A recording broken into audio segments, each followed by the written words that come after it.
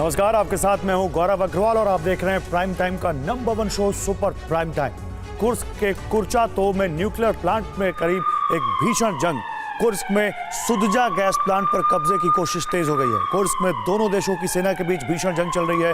Kursk इस वक्त जंग का एपिसेंटर बन चुका है और भारी तैनाती के बाद वहां रूस ने पलटवार किया है। हवा से यूक्रेन सेना के ठिकानों पर बम से प्रहार किया गया है रूस की तरफ से। कुर्स्क में हालात बहुत इंटेंस हो चले हैं, लेकिन बीते 120 घंटों से पश्चिमी रूस के कुर्स्क प्रांत में यूक्रेनी सेना का हमला जारी है। लगातार यूक्रेनी ब्रिगेड कुर्स्क में आगे बढ़ रही है, कुर्स्क के इलाकों पर कब्जा कर रही है। कुछ मीडिया रिपोर्ट्स में यह दावा किया जा रहा है कि यूक्रेनी सेना के कुर्स्क में 2 प्राइम टारगेट हैं और उसी पर कंट्रोल के लिए ज़ेलेंस्की ने अपनी फौज को कुर्स्क पर चढ़ाई करने का ऑर्डर दिया। मगर बीती रात कुर्स्क में कुछ ऐसा हुआ जिसके चलते यूक्रेन को अपना मिशन बीच में ही रोकना पड़ा। लेकिन यूक्रेनी ब्रिगेड अब भी कुर्स्क में डटी हुई है, विध्वंसक प्रहार कर रही है और ऐसे में सवाल यह है कि कुर्स्क को बचाने के लिए पुतिन करेंगे क्या। इस रिपोर्ट में देखिए।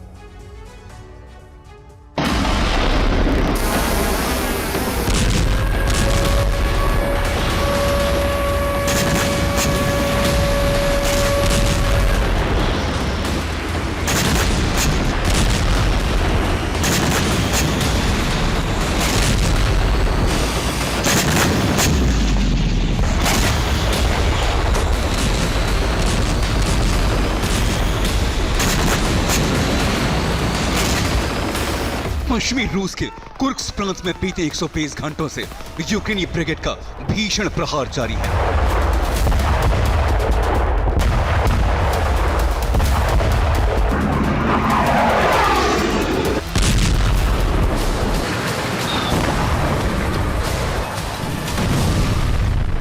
बारूदी जलजला और कोहराम जारी है।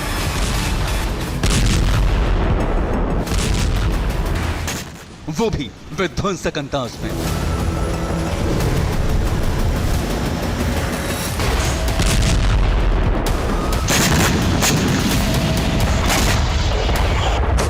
जहां एक तरफ कुर्स्क में रूसी फौज का मास सरेंडर जारी है,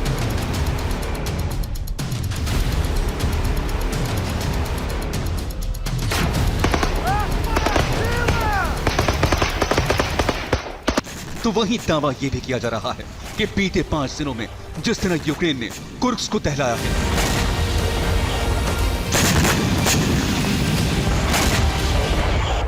जिस तरह कुर्स्क के इलाकों में बम गोला बारूद बरसाया है, उससे क्रेमलिन में भी सनसनी मच गई है।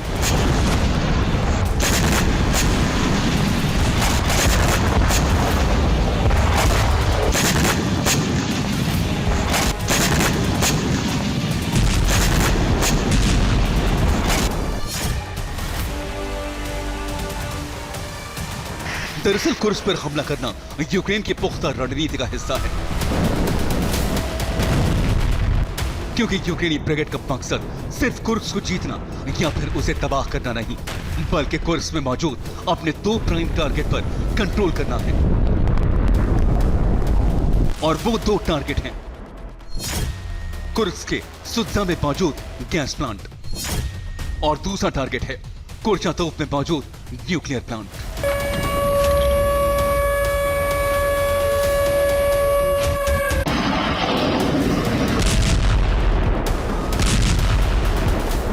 जंग के 30 महीनों बाद यूक्रेन ने रूस के खिलाफ ग्राउंड ऑपरेशन का आगाज किया। जंग के 30 महीनों बाद यूक्रेनी ब्रिगेड ने रूसी धरती पर दस्तक दी। जंग के 30 महीनों बाद ज़ेलेंस्की ब्रिगेड के आगे पुतिन के लड़ाकों ने सरेंडर किया और यह सारा चक्रव्यूह यूक्रेन ने कुर्स्क के इन 2 ठिकानों पर कंट्रोल के लिए किया, ताकि इन दोनों प्लांट में विस्फोट कर तबाही मचाई जा सके।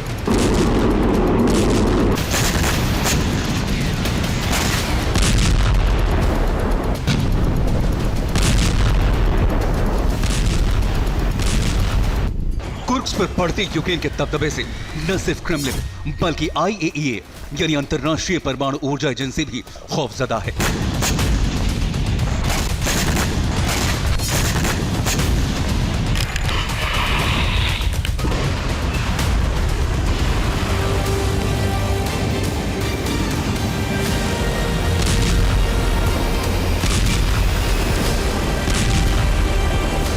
IAEA ने चेतावनी दी है कि अगर कुर्स्क में बड़ा हमला हुआ तो इसकी चपेट में रूस यूक्रेन तो आएगा ही, बल्कि पूरे यूरोप के अस्तित्व पर खतरा मंडराने लगेगा।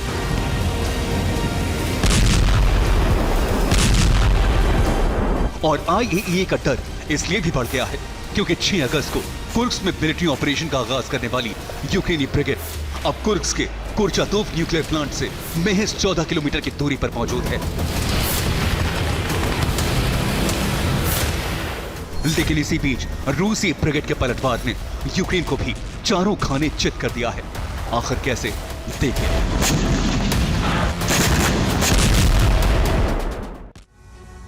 बिल्कुल, तो कुर्स्क में जंग लड़ रही यूक्रेनी फौज सब कुछ तबाह करने को आमादा है। ऐसे में कुर्स्क को बचाने के लिए पुतिन ने सेना की हैवी डिप्लॉयमेंट की। आपको बता दें कि 6 से 9 अगस्त के बीच यूक्रेनी आर्म्ड फोर्स कुर्स्क के 43 किलोमीटर अंदर तक जा पहुंची थी। दावा तो यहां तक किया जा रहा है कि यूक्रेनी सेना ने कुर्स्क के 1200 वर्ग किलोमीटर के इलाके पर कब्जा तक कर लिया है। जिस जगह यूक्रेनी फौज मौजूद थी वहां से कुर्चातोव न्यूक्लियर पावर प्लांट की दूरी महज 14 किलोमीटर ही थी और यही परमाणु प्लांट यूक्रेन का प्राइम टारगेट था। मगर 10 अगस्त की रात कुर्स्क के जिस इलाके में यूक्रेनी फौज डटी थी वहां रूसी ब्रिगेड ने ताबड़तोड़ हमले किए। रूसी हमलों के चलते यूक्रेनी सेना को पीछे हटना पड़ा और अब यह आशंका जताई जा रही है कि यूक्रेनी फौज कुर्स्क प्रांत के सुद्रजा कस्बे में मौजूद गैस प्लांट पर बड़ा हमला कर सकती है।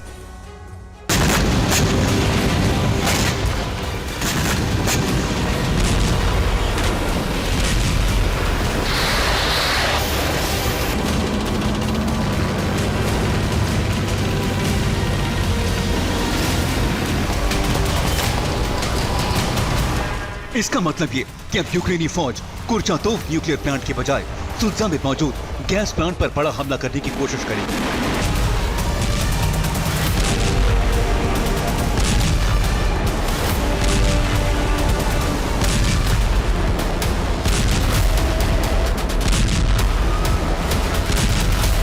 ऐसे में सवाल उठता है, अगर सुद्जा के गैस प्लांट को यूक्रेन ने तबाह किया तो इसका अंजाम क्या होगा? गैस प्लांट के विनाश के साथ ही रूस के किन इलाकों में गैस की किल्लत हो जाएगी। आखिर सुद्जा प्लांट के ध्वस्त होने से रूस की आर्थिक स्थिति पर क्या असर पड़ेगा?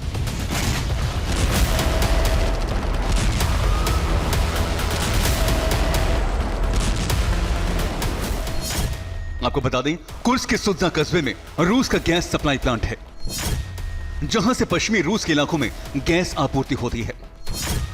पाइपलाइन के जरिए गैस यूरोपीय देशों में निर्यात होती है। हंगरी और स्लोवाकिया में रूस गैस की सप्लाई करता है। ऐसे में अगर यूक्रेन ने सुद्जा गैस प्लांट पर कब्जा किया या उसे तबाह किया तो इसका असर सिर्फ पश्चिमी रूस में ही नहीं बल्कि हंगरी और स्लोवाकिया जैसे यूरोपीय देशों को भी होगा।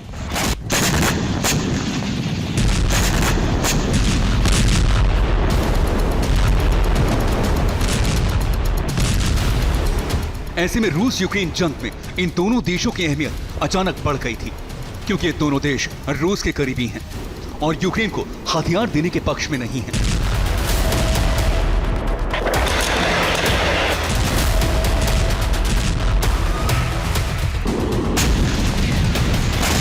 लेकिन सुद्जा गैस प्लांट पर यूक्रेन के कंट्रोल से ये दोनों देश अपना रुख भी बदल सकते हैं।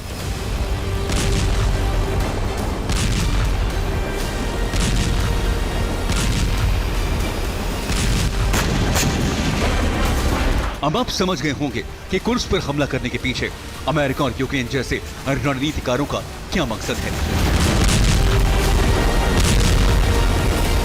दरअसल कुर्स्क युद्ध ही हॉट सेंटर बनने वाला है, लिहाजा यही रूस ने सबसे बड़ी तैनाती का ऐलान कर दिया है।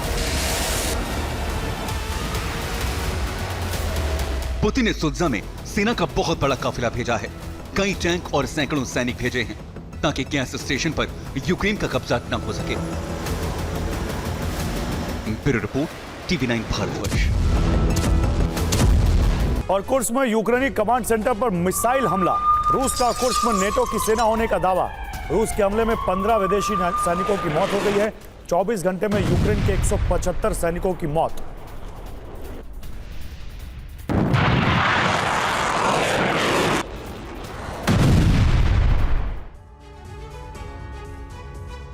तो 4 दिन बीत जाने के बाद अब कुर्स्क में रूस का भीषण पलटवार शुरू हो गया है। रूसी जमीन पर डेरा डाल चुकी यूक्रेनी फौज को हवा से निशाना बनाना बेहद आसान साबित हो रहा है, क्योंकि यहां ना तो यूक्रेन के पास एयर डिफेंस है और ना ही एंटी एयरक्राफ्ट गन। रूस के फाइटर जेट और लड़ाकू हेलीकॉप्टर चुन चुनकर यूक्रेनी सैन्य वाहनों को निशाना बना रहे हैं। स्कैंडर मिसाइल, क्लस्टर बम और थर्मोबैरिक बम का इस्तेमाल शुरू हो गया है। रूस ने 24 घंटे के भीतर ही कुर्स्क में यूक्रेन के कई ठिकानों को तबाह कर दिया है। बेलारूस से हमला शुरू करने की तैयारी हो चुकी है। शनिवार को राजधानी कीव समेत यूक्रेन के 17 इलाकों पर हमले किए गए।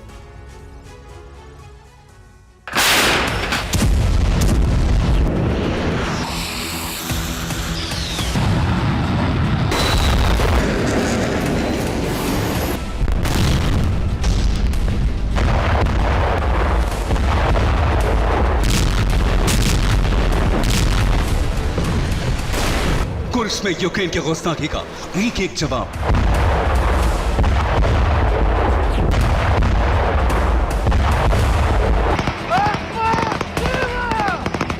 यूक्रेनी सेना ने जमीन पर ताकत दिखाई तो अब रूस अपनी हवाई शक्ति से यूक्रेनी सेना को सबक सिखाने में जुटा है।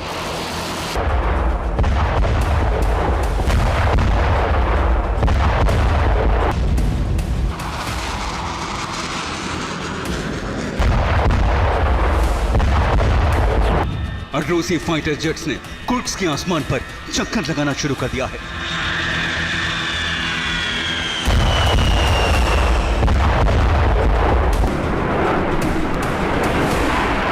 रूस के फाइटर जेट फैब 500 और फैब 3000 जैसे बम से लैस हैं।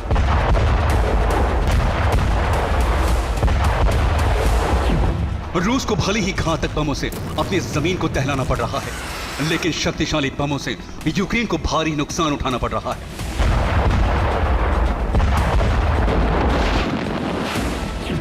कुर्स्क के आसमान से हवाई हमला रोकना मुमकिन नहीं है, क्योंकि कुर्स्क रूस का हिस्सा है और यहां यूक्रेन एयर डिफेंस की तैनाती नहीं कर सकता। कुर्स्क के एयर स्पेस में यूक्रेन के फाइटर जेट्स भी नहीं आ सकते।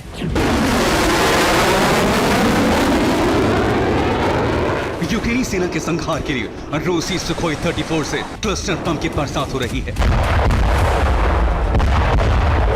क्लस्टर बम से यूक्रेन के सैनिक और सैन्य वाहनों को भस्म किया जा रहा है।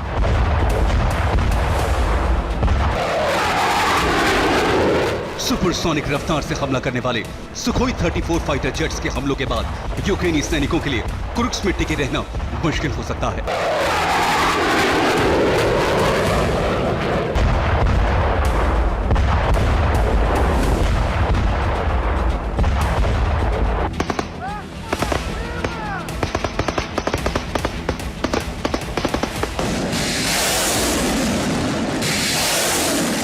रूस के बेहद ताकतवर मिसाइल अब उसी के शहर में कहर मचा रही है, क्योंकि कुर्स्क में यूक्रेनी फौज ने कमांड सेंटर तक बना लिया है। यह वीडियो रूस के कुर्स्क का है। यूक्रेनी कमांड पोस्ट को तबाह करने का वीडियो रूसी रक्षा मंत्रालय ने जारी किया है। इस्कंदर मिसाइल के 700 किलो के विस्फोटक के ब्लास्ट से कमांड सेंटर तबाह हो गया। यूक्रेन के 15 अफसरों के मारे जाने का दावा है। रूस का दावा है कि यूक्रेनी फौज अब कीव में आगे नहीं बढ़ पा रही है। जल्द ही यूक्रेनी फौज वापस लौटने के लिए मजबूर होगी।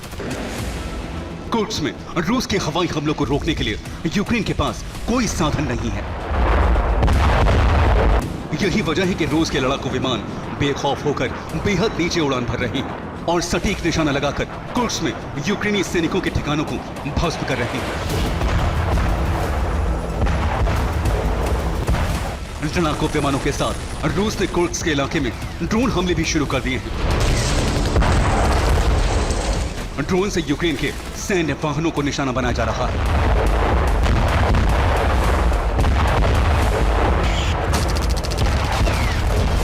रूस ने कुर्स्क के करीब इलाकों में टैंक और MLRS की तैनाती कर दी है। कुर्स्क पर 3 दिशाओं से आर्टिलरी का प्रहार चल रहा है।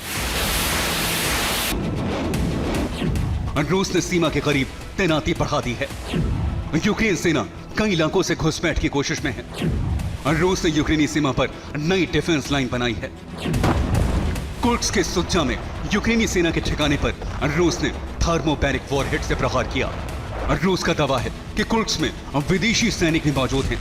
रूस ने दावा किया है कि कुर्स्क में 15 विदेशी सैनिकों की मौत हुई है। नेटो देशों के कई लड़ाके कुर्स्क में घुसे हैं।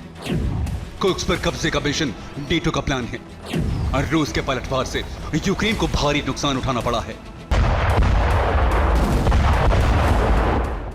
तो कुर्स्क में घमासान के बीच यूक्रेन को भारी नुकसान भी उठाना पड़ा है। बीते 24 घंटे की बात करें तो रूस ने 175 सैनिकों को मारने का दावा किया है। यूक्रेन के 36 बख्तरबंद वाहन नष्ट हो चुके हैं। 10 टैंक को भी भस्म कर दिया गया है। 26 वाहन भी नष्ट हो गए। रूस के पलटवार में कुर्स्क में अब तक 1120 यूक्रेनी सैनिकों की मौत का दावा है। कुल 140 बख्तरबंद भस्म कर दिए गए हैं। अब तक 22 टैंक नष्ट हो चुके हैं। रूस फाइटर जेट से यूक्रेनी ठिकानों पर हमले कर रहा है। सुखोई 34S से भीषण हमले हुए हैं। सुखोई 30 MKI का भी इस्तेमाल हो रहा है। सुखोई 25 से यूक्रेनी फौज पर हमले किए जा रहे हैं। रूस ने अब स्कैंडर मिसाइल का इस्तेमाल भी शुरू कर दिया है। क्लस्टर बम और थर्मोबैरिक बम और ग्लाइड बम का इस्तेमाल हो रहा है।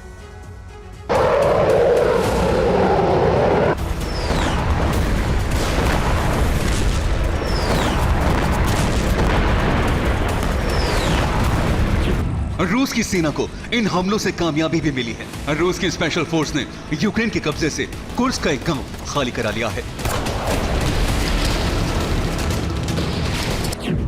रूस की अखमत फोर्स को कामयाबी मिली है।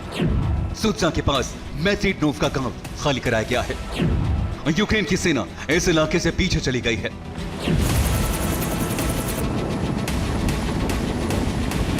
कुर्स्क में रात के अंधेरे में रूस के Ka-52 अटैक हेलीकॉप्टर्स ने मोर्चा संभाला हुआ है। कहीं से एंटी एयरक्राफ्ट गन के हमले का डर नहीं है।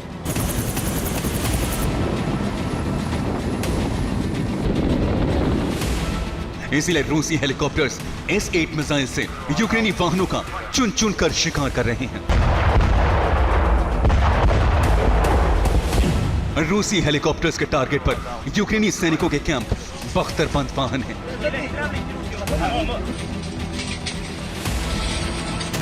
तमाम हथियारों के बीच कुर्स्क में रूसी सैनिकों की मदद के लिए चेचन फोर्स भी पहुंच गई है। एक दिन पहले ही कादिरोव ने कुर्स्क में जल्द हालात बदलने का दावा किया था और शनिवार से ही वॉर जोन में चेचन लड़ाके नजर आने लगे हैं। रूस यूक्रेन जंग में चेचन फोर्स कई स्पेशल मिशन को कामयाब बना चुकी है। अब कुर्स्क में भी कादिरोव के लड़ाकों ने मोर्चा संभाल लिया है। रूस का दूसरा मददगार बेलारूस भी एक्टिव हो चुका है। बेलारूस यूक्रेन बॉर्डर पर सैनिकों की भारी तैनाती है। यूक्रेन बॉर्डर के करीब बेलारूस ने एयर डिफेंस तैनात किया है। एयर स्पेस का उल्लंघन बताकर कई यूक्रेनी ड्रोन गिराए गए हैं। 9 अगस्त की शाम को बेलारूस के ऊपर यूक्रेन के कई ड्रोन गिराए जाने के बाद बॉर्डर पर एक्स्ट्रा फौज भेजी गई है। हालांकि जिन हथियारों की तैनाती की गई है उससे आशंका है कि बेलारूस से जल्द यूक्रेन पर हमलों की शुरुआत होने वाली है। बॉर्डर पर स्पेशल फोर्स की तैनाती की गई है। मिसाइल फोर्स को भी सीमा पर भेजा गया है। पोलोनीज रॉकेट सिस्टम की तैनाती की गई है। मध्यम दूरी की इस्कंदर मिसाइल भेजी गई है।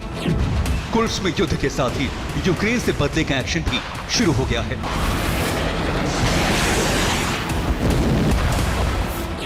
यूक्रेन के खेमेलनित्स्की में कई धमाके हुए हैं। यूक्रेन के 17 इलाकों में मिसाइल से हमले हुए हैं। यूक्रेन के कई इलाकों में एयर अलर्ट जारी हुए हैं।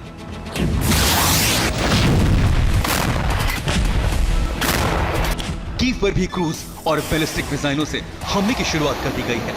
कीव में मिसाइल हमले से कई धमाके हुए हैं। यूक्रेनी रिपोर्ट के मुताबिक रूस की मिसाइल हमलों में कई सिविलियन जख्मी हुए हैं। कीव में कई इमारतों को नुकसान हुआ है। हालांकि कुछ वॉर एक्सपर्ट्स का दावा है कि पुतिन गुस्से में आकर अब परमाणु हथियारों का भी इस्तेमाल कर सकते हैं, क्योंकि पहली बार यूक्रेन ने रूस की जमीन पर जाकर कब्जा जमाया है। Bureau report TV9 Bharatvarsh. और कुर्स्क में रूसी सैनिकों का सरेंडर जारी है। रूसी सैनिकों की पूरी यूनिट ने सरेंडर किया है। अब तक 100 से अधिक रूसी सैनिक सरेंडर कर चुके हैं।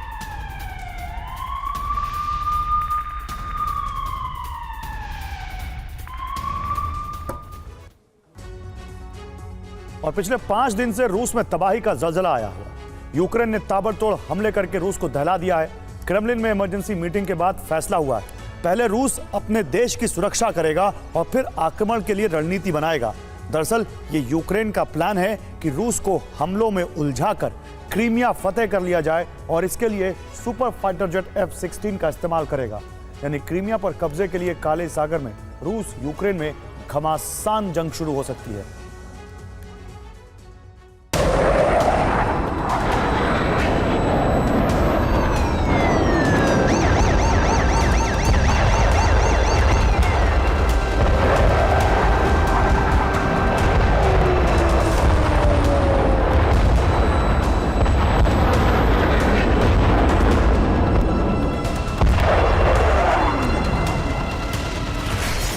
अभी तक युद्ध में बैकफुट पर रहा यूक्रेन अब हमलावर हो चुका है।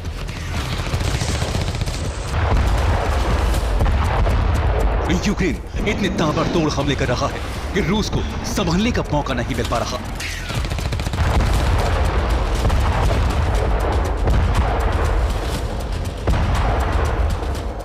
एक तरफ रूस को F-16 से स्ट्राइक का डर है, वहीं ड्रोन और मिसाइल से भी यूक्रेन ने तबाही मचाई है।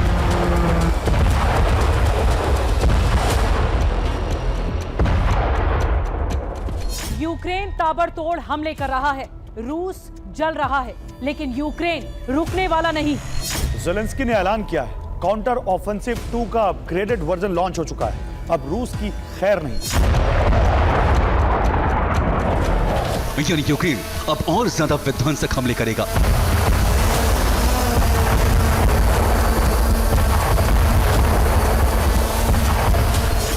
क्योंकि वो किसी भी कीमत पर इस मौके को नहीं छोड़ना चाहता है, इसीलिए उसने सबसे पहले क्रीमिया पर कब्जे का प्लान तैयार किया है।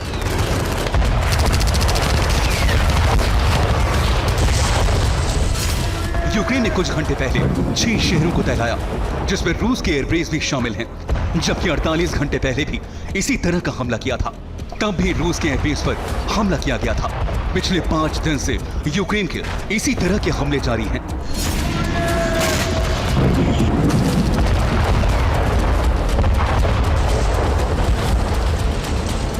ये रूसी एयरबेस पर हमले का वीडियो है, जिसमें बैलिस्टिक मिसाइल से हमला किया गया। देखिए कैसे आग की लपटों में रूसी एयरबेस घिर गया। कई फीट ऊंची आग की लपटें निकलने लगी। अब इस सैटेलाइट तस्वीर को देखिए, जिसमें लिपिट्स्क के मिलिट्री एयरफील्ड को पूरी तरह तबाह कर दिया गया है। इसमें से एक तस्वीर हमले से पहले की है, जबकि दूसरी तस्वीर हमले के बाद की है। दोनों ही तस्वीरों को सैटेलाइट से लिया गया है।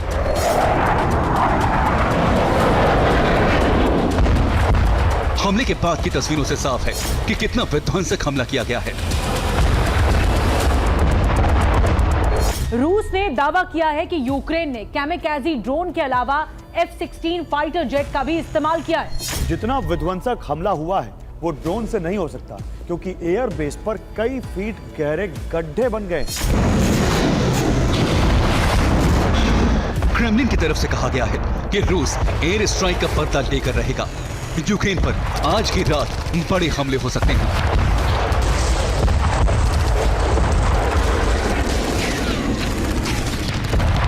क्योंकि यूक्रेन ने रूस के उन शहरों को निशाना बनाया है जहां मिलिट्री बेस, एयर बेस और ऑयल डिपो हैं।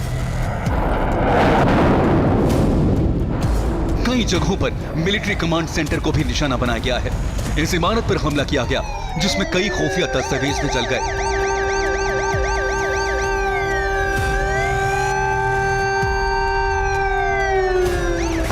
इसी तरह सेंट पीटर्सबर्ग के वेयरहाउस में हमले के बाद आग लग गई, जो 800 मीटर के इलाके में फैल गई। जबकि बेलगोरोद में घुसे यूक्रेनी सैनिकों ने भी भारी तबाही मचाई है।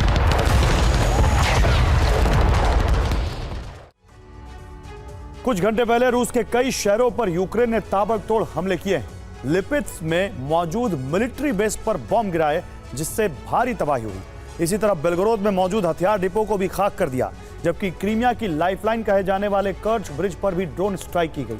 साथ ही वोरोनिश में प्रशासनिक इमारत को तबाह कर दिया। इसके अलावा सेंट पीटर्सबर्ग के वेयरहाउस में हमला इतना विध्वंसक था कि उसमें आग लग गई।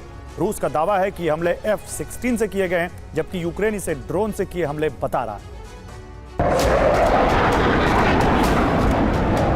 पिछले 5 दिन में यूक्रेन ने 10 मिलिट्री बेस पर हमले किए हैं। रूस ने दावा किया है कि ये हमले F-16 से किए गए हैं। वैसे भी F-16 आने के बाद से ज़ेलेंस्की का जोश हाई है। हालांकि हमले का ब्लूप्रिंट पेंटागन ने तैयार किया है। यूक्रेन अब पूरी तरह से पेंटागन के इशारे पर युद्ध में आगे बढ़ रहा है।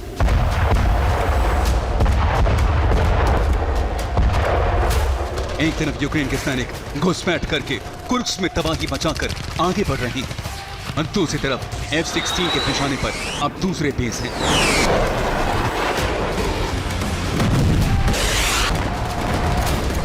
क्रेमलिन में इमरजेंसी मीटिंग बुलाई गई है, जिससे एटमी ठिकानों को सुरक्षित किया जा सके, क्योंकि यूक्रेन रूस के एटमी ठिकानों पर बम गिरा सकता है।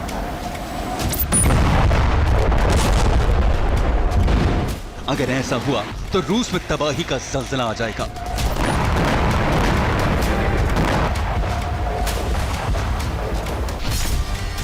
यूक्रेन के टारगेट पर रूस के एटमी ठिकाने हैं, जिसमें पहला टारगेट कीव से 646 किलोमीटर दूर कोजल्स्क न्यूक्लियर मिसाइल बेस है।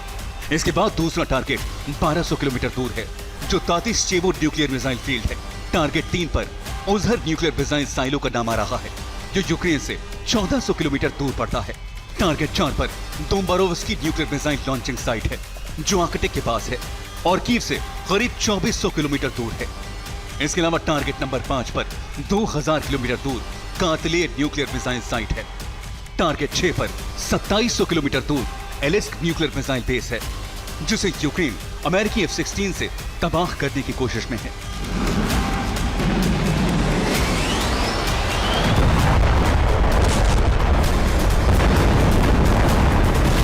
इसके अलावा क्रीमिया को लेकर भी काले सागर में भयंकर युद्ध शुरू हो सकता है।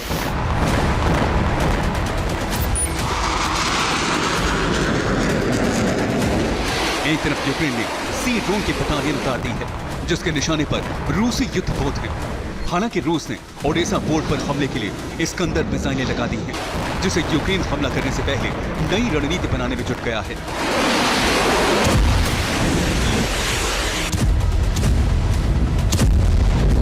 उधर रूस ने क्रीमिया ब्रिज की सुरक्षा बढ़ा दी है। कॉम्बैट शिप लगातार पेट्रोलिंग कर रहे हैं। वहीं सेवेस्तोपोल बेस पर S-400 की संख्या बढ़ा दी है, जिससे मिसाइल स्ट्राइक को रोका जा सके। इसके अलावा रूस नोवरोसिस्क बेस से वॉरशिप को दूसरे बेस पर शिफ्ट करने की तैयारी कर रहा है, क्योंकि क्रीमिया के एयर स्पेस के पास यूक्रेन के F-16 देखे गए हैं। यानी यूक्रेन क्रीमिया पर ध्वज फहराने के लिए पूरी ताकत लगा रहा है। रूसी सैन्य ठिकानों और एयरबेस पर हमले ध्यान भटकाने के लिए किए जा रहे हैं, जिससे रूस डिफेंसिव हो जाए और यूक्रेन क्रीमिया पर हमला करके वहां से रूसी फौज को खदेड़ सके। Bureau report TV9 Bharatvarsh. और कुर्स्क में यूक्रेन का ड्रोन से हमला। ड्रोन हमले में रूस का चेकपोस्ट तबाह हो गया। बाबा यागा श्रेणी के भारी ड्रोन से हमला।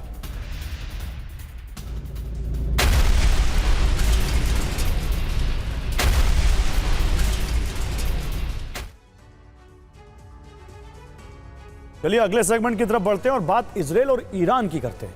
इजराइल में ईरान के हमले को लेकर आज जो खुलासा हुआ, आज जो रिपोर्ट आई, उससे नेतन्याहू के साथ साथ जो बाइडेन भी दहल गए। इजराइल में विनाश को लेकर आज 2 रिपोर्ट आई। पहली रिपोर्ट पेंटागन की है, जबकि दूसरी रिपोर्ट ईरानी सेना के मिलिट्री विंग IRGC की है। पेंटागन की रिपोर्ट के मुताबिक 72 घंटे के अंदर ईरान इजराइल में अब तक की सबसे बड़ी तबाही मचाने वाला है। IRGC के सूत्रों से जो जानकारी मिली है, उसके मुताबिक ईरान ने इजराइल में 4 दिनों तक एयर ऑपरेशन करने का प्लान तैयार किया है। सवाल यही है कि क्या अमेरिका इजराइल को बचा पाएगा?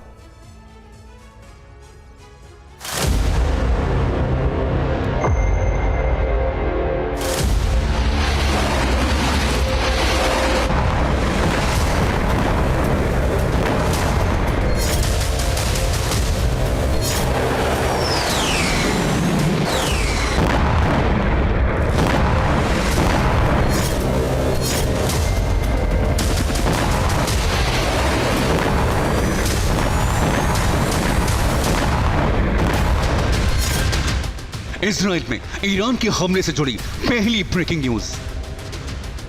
ईरान ने एक बार फिर से नो टर्म जारी कर दिया है। इसका मतलब ये हुआ कि ईरान ने एक बार फिर से दूसरे देशों के विमानों के लिए अपने एयर स्पेस को बंद कर दिया है।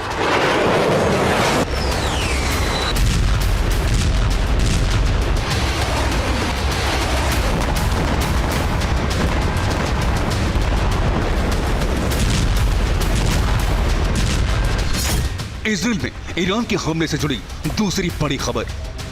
रूस ने अपनी सभी एयरलाइंस कंपनियों को हिदायत दे दी है कि वो रात के वक्त इजरायली एयर स्पेस में ना जाएं।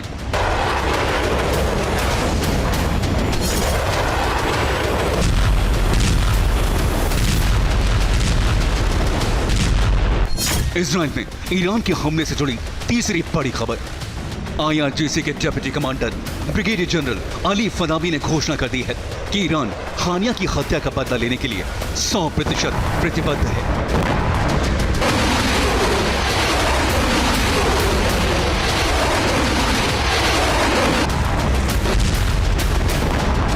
इजराइल में ईरान के हमले से जुड़ी चौथी बड़ी खबर। इजराइल ने अपनी 4 इंटेलिजेंस और सिक्योरिटी एजेंसियों के दफ्तर को तेल अवीव से शिफ्ट कर दिया है।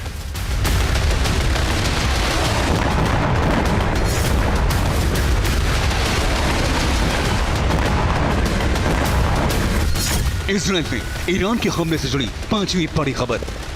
इजराइल की सुरक्षा के लिए अमेरिका ने ईरान के आसपास समंदर में 3 और युद्धपोत भेज दिए हैं।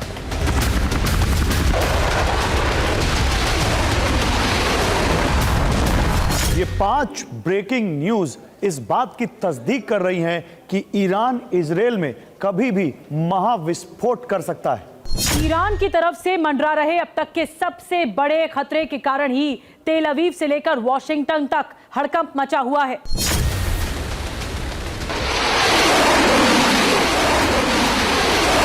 ईरान के हमले को रोकने की तैयारी, अमेरिका और इजराइल की तैनाती, तमाम तरह के एहतियात इसलिए बढ़ते जा रहे हैं क्योंकि ईरान 72 घंटे के अंदर इजराइल पर बहुत बड़ा बारूदी वज्रपात करने जा रहा है।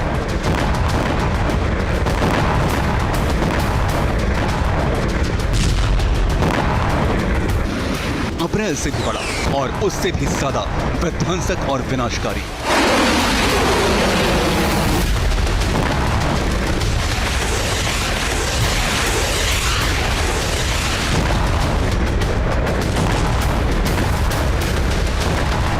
ये बात हम नहीं कर रहे बल्कि अमेरिकी रक्षा मंत्रालय यानी पेंटागन कह रहा है। पेंटागन के अधिकारी के हवाले से CNN ने जो रिपोर्ट प्रसारित की है उसमें कहा गया है अगले 72 घंटों में ईरान और उसके प्रॉक्सी इजराइल पर बड़े पैमाने पर हमला करेंगे। जो दावा पेंटागन ने किया है वही बात ईरानी सेना से जुड़े सूत्रों से सामने आई है।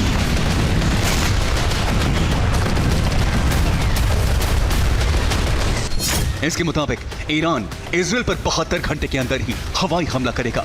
ये एयर ऑपरेशन 3 से 4 दिनों तक लगातार चलता रहेगा। ईरानी सेना का जो प्लान है वो एक बार फिर से इस बात का सबूत है कि ईरान इजराइल पर अब तक का सबसे बड़ा हमला करने जा रहा है। इस बात की घोषणा ईरान ने संयुक्त राष्ट्र संघ में की है।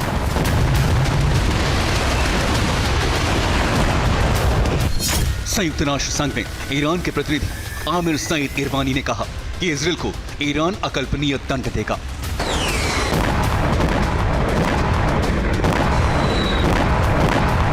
ईरान के खतरनाक प्लान का खुलासा ईरान के नए राष्ट्रपति मसूद पेजेश्कियां के 2 बड़े कदम से हुआ। पेजेश्कियां ने ईरानी परमाणु कार्यक्रम के चीफ मोहम्मद इस्लामी का कार्यकाल बढ़ा दिया है। इतना ही नहीं, मसूद पेजेश्कियां ने ईरानी परमाणु कार्यक्रम को गति देने वाले अब्बास आरागची को ईरान का विदेश मंत्री नियुक्त कर दिया है। मतलब ये कि ईरान के एटमी प्रोग्राम से जुड़े 2 बड़े लोगों को पेजेश्कियां सरकार में बड़ी जिम्मेदारी मिली है। ये जिम्मेदारी सिर्फ परमाणु परीक्षण के लिए नहीं दी गई बल्कि ये वो लोग हैं जिनके कंधों पर इजराइल को बुरी तरह से टहलाने का भी जिम्मा है।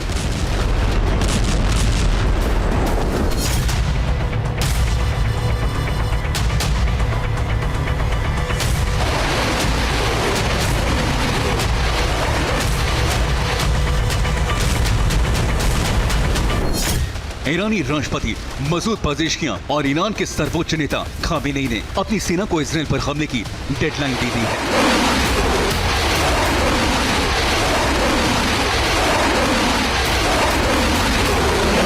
यानी ईरानी सेना इजराइल के साथ साथ अमेरिका की सैन्य गतिविधियों पर नजर रख रही है। यह वीडियो ईरान की सेना ने जारी किया है। ईरानी सेना के मुताबिक फारस की खाड़ी से लेकर अदन की खाड़ी तक ईरानी फौज अमेरिका और उसके सहयोगियों की तैनाती पर नजर रख रही है।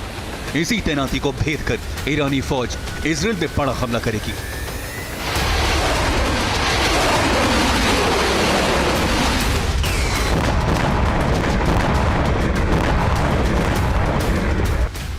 उधर इजराइल के लोगों की नींद उस एसएमएस से उड़ी हुई है जिसमें इजराइल पर हमले की धमकी है। इजराइल के हजारों लाखों लोगों को मोबाइल पर धमकी भरे एसएमएस मिल रहे हैं। मैसेज में उस व्यक्ति का नाम होता है, उससे जुड़ी जानकारी होती है। मैसेज के अंत में लिखा होता है कि अगले हफ्ते में तुम्हें दफन कर दिया जाएगा।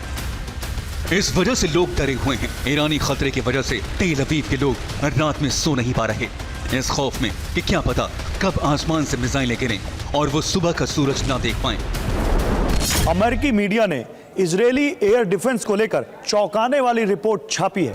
रिपोर्ट के मुताबिक इजरायली एयर डिफेंस इतने सक्षम नहीं है कि वो ईरान के महाप्रहार को रोक पाए। शायद यही वजह है कि इजरायली सेना ने ईरान के हमले को नाकाम करने के लिए आयरन डोम के साथ साथ अमेरिकी पैट्रियट की तैनाती भी कर दी है।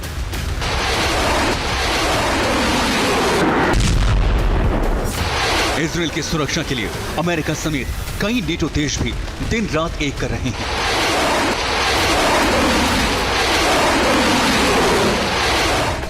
अमेरिका, इजराइल, ब्रिटेन और फ्रांस ने इजराइल की सुरक्षा के लिए संयुक्त प्लान बना लिया है। अमेरिका ने इजराइल को 29,285 करोड़ रुपए के हथियार देने का फैसला किया है। अमेरिकी राष्ट्रपति जो बाइडेन ने ईरान को चेतावनी देते हुए कहा कि ईरान इजराइल पर हमला करने की हिमाकत करने की गलती ना करे। अमेरिका अपने वॉर गेम में ईरान को फंसाने की कोशिश कर रहा है, लेकिन ईरान उसके चक्रव्यूह में नहीं फंस रहा। ऐसे में वो किसी भी वक्त इजराइल पर महावज्रपात कर सकता है। फिर रिपोर्ट TV9 भारत। और देखिए, बारूदी भूचाल से इजरायली धरती धधक रही है, हर तरफ तबाही मची हुई है और ये बताता है कि कैसे ईरान और इजराइल में कभी भी कुछ भी बड़ा हो सकता है। लेकिन इसी बीच इजराइल ने अपना GPS जाम कर दिया है ताकि आधी रात में जो हिजबुल्ला उस पर हमले करने की कोशिश कर रहा है या कर सकता है वो नाकाम किए जा सके। ये रिपोर्ट देखिए। لهيك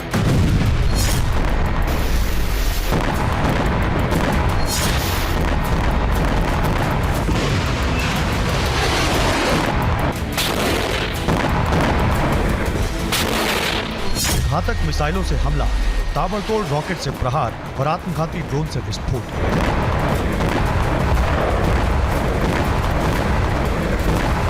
फिर से इजरायली धरती बम, गोला, बारूद के प्रहार से दहल उठी और इस बार इजरायली सरजमीन को बारूद से पाटने का काम लेबनान के हिजबुल्लाह संगठन ने किया। गौर करने वाली बात यह है कि इस लड़ाकों का हमला इतना भीषण था जिसे रोकने में इजरायली डिफेंस तक नाकाम हो गया। खुलेआम हिजबुल्लाह के लड़ाकों ने आसमानी प्रहार करते हुए उत्तरी इजराइल के कोने कोने में बारूदी भूचाल लगा।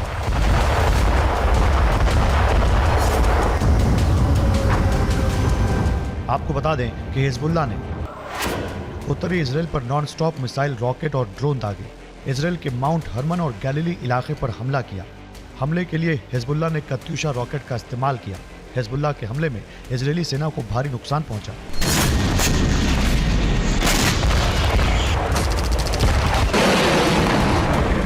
कत्यूशा रॉकेट लॉन्चर जिसका इस्तेमाल हिजबुल्लाह ने इजराइल को दहलाने के लिए किया, दरअसल वो मेड इन रशिया है। सोवियत दौर में इसे तैयार किया गया था।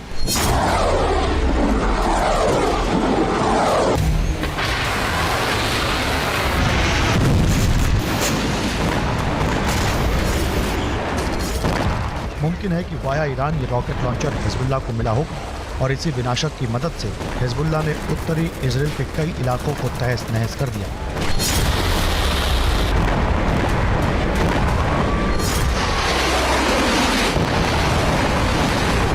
जब से इजराइल लेबनान के बीच जंग की चिंगारी बढ़ती है, तभी से ये तय माना जा रहा था कि हिजबुल्लाह पलटवार करेगा।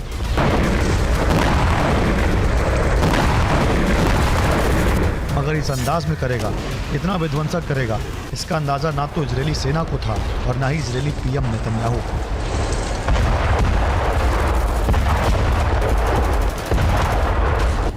दरअसल ईरान ने पहले ही ऐलान कर दिया था कि हिजबुल्लाह इजरायल से इंतकाम लेगा, अपने फवाद शुक्र की मौत का बदला लेगा, और इसी कड़ी में हिजब के लड़ाकों ने इजरायली धरती को दहलाया। मतलब ये कि बीते 24 घंटों से इजरायल में जो बारूदी कोहराम मचा है, उसका प्लान हिजबुल्लाह ने नहीं बल्कि ईरान ने तैयार किया है।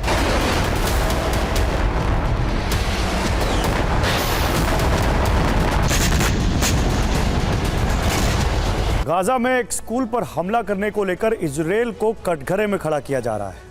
अमेरिका, फ्रांस और यूरोपीय यूनियन ने भी सिविलियन की मौतों पर आपत्ति जताई है, लेकिन इजरायल ने सफाई देने और खेद जताने की बजाय दावा किया है कि स्कूल को हमास ने अपना मुख्यालय बना लिया था। स्कूल में 19 हमास लड़ाकों को मारने का दावा किया गया है। बैकफुट पर आने की बजाय इजरायल कई इलाके खाली करवा रहा है और गाजा में बड़े हमले का संकेत दे रहा है।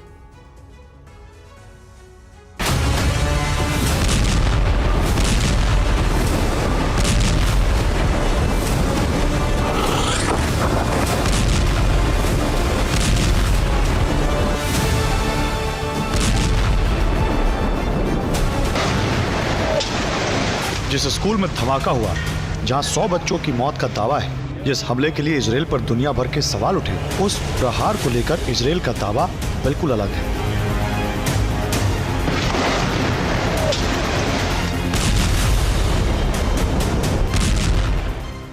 इजरायल ने तस्वीरें जारी की हैं। दावा है कि वो स्कूल नहीं बल्कि हमास का बहुत बड़ा अड्डा था।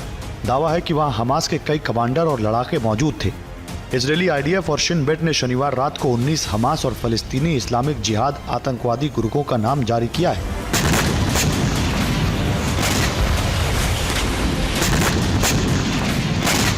स्कूल को हमास का हेडक्वार्टर बताया है। आईडीएफ के मुताबिक स्कूल में सुरंग बनाई गई थी। स्कूल से कई मंजिल वाली सुरंग मिली है। सुरंग के भीतर सेना को कई कमरे मिले हैं। सुरंग में हथियारों का भारी जखीरा मौजूद था।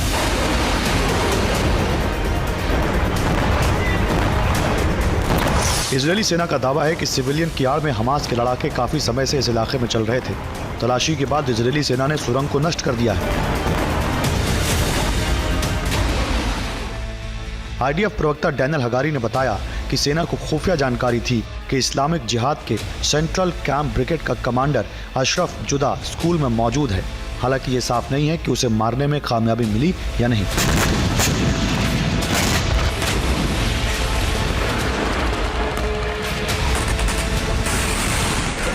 इजरायली सेना की ओर से शनिवार को किए गए गाजा के एक स्कूल पर हमले के बाद से इजरायल को दुनिया भर से निंदा और गुस्से का सामना करना पड़ रहा है। इजरायल के हमले की निंदा खाड़ी देशों के साथ साथ पश्चिमी देशों ने भी की है। यूरोपीय संघ और फ्रांस ने भी हमले की निंदा की है और नागरिकों के मारे जाने पर चिंता जताई है।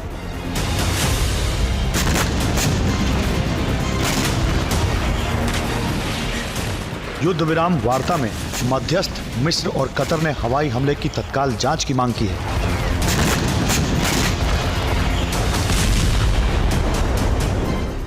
इजरायली सेना एक बार फिर दक्षिण गाजा में लोगों से इलाके खाली करा रही है। इजरायल खान यूनिस इलाके को खाली करा रहा है। खान यूनिस के करीब सेना की भारी तैनाती की गई है। खान यूनिस में आईडीएफ का हमला फिर होने का अंदेशा है।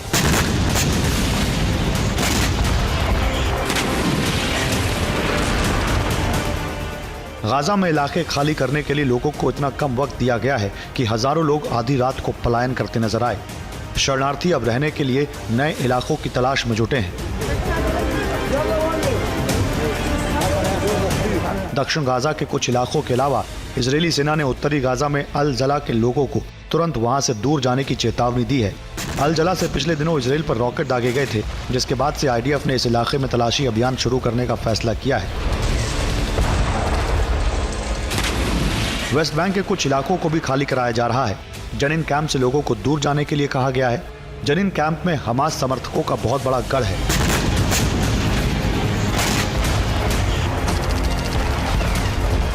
इजरायली सेना ने सफाई दी है कि आम लोगों की जान बचाने के लिए ही जगह जगह इलाके खाली कराए जा रहे हैं। दावा है कि इजरायल को नई खुफिया रिपोर्ट मिली है जिसमें हमास के नए ठिकानों का जिक्र है। इजरायली सेना का दावा है कि अब हमास के लड़ाके जहां मौजूद हैं वो सभी सिविलियन इलाके हैं और हमास आम लोगों को ढाल की तरह इस्तेमाल कर रहा है।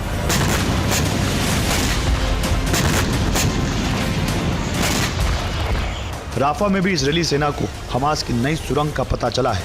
सुरंग पर आईडीएफ ने हवा से बम बरसाए हैं। सेंट्रल गाजा में भी इसराइल का हवाई हमला तेज हो गया है। इजरायली वायुसेना ने अल नुसरत कैंप के उत्तर में अल शरीफ टावर पर बमबारी की है। Bureau report, TV9 Bharatvarsh.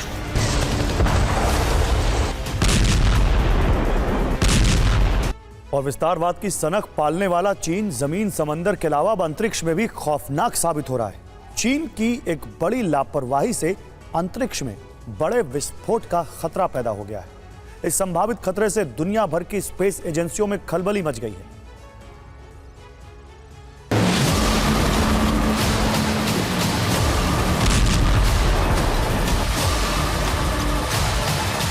अंतरिक्ष में चीनी रॉकेट के 900 टुकड़े कभी भी बड़ी तबाही ला सकते हैं। एक दो नहीं बल्कि 1000 से ज्यादा सैटेलाइट और दूसरे स्पेस यान के लिए बड़ा खतरा पैदा हो गया है। चीन की इस लापरवाही से नासा जैसी एजेंसियों की नींद उड़ गई है।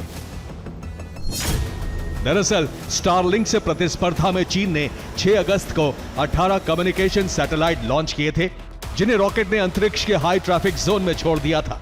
सैटेलाइट अपनी कक्षा में सफलतापूर्वक पहुंच गए, लेकिन उन्हें स्पेस में ले जाने वाला रॉकेट किसी तकनीकी खराबी से ब्लास्ट कर गया और 900 से ज्यादा टुकड़ों में टूट गया।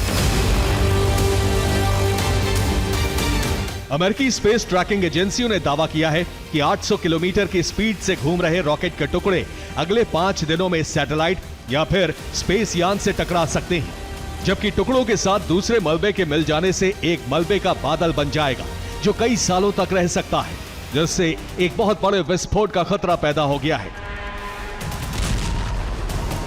जिससे 1000 से ज्यादा सैटेलाइट नष्ट हो सकते हैं।